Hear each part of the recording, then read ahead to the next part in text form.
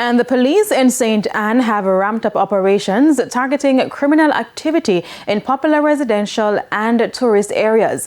In Discovery Bay, for instance, a total of 33 premises were searched. Yannick Williams has the story. The coordinated operation in Discovery Bay started about 4 a.m. and lasted for several hours. Among the areas targeted was the upscale Camelot Housing Development and Beach Road. Commanding Officer for the St. Anne Division, Senior Superintendent Carlos Russell, says more than 20 individuals were detained during the sweeps, with police indicating that some are expected to face charges. So we have conducted several raids and take several persons in custody and seize some items of interest. Also, some dangerous drugs in the form of ganja were also seized. And we have also seized several laptops and phones that we believe are being used to facilitate the latch scamming activities. SSP Russell says since the beginning of the year, there has been a reduction in murders compared to last year, with hopes for a significant decline for the remainder of the year. Last year, we would have had several incidents of murders, which were as a result of conflicts.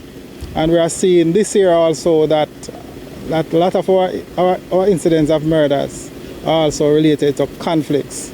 And we have been working overtime to see if we can bring the message to the different communities to let them know that they can deal with their conflicts without using violence. He says operations will continue, targeting individuals from other parishes who are hiding in upscale communities in St. Anne while engaging in criminal activities. So we are seeing that a lot of these scammers are moving to these upscale communities because one, they don't believe that police will target them here. But I want to assure them that the good citizens of this community don't want to see their community go down. So they are working with the police. And if they are here conducting criminal activities, the police will know. He says this operation reflects the police commitment to protecting residents and maintaining safety in the area. Residents are being urged to report suspicious activities as investigations unfold. Yannick Williams, TVJ News.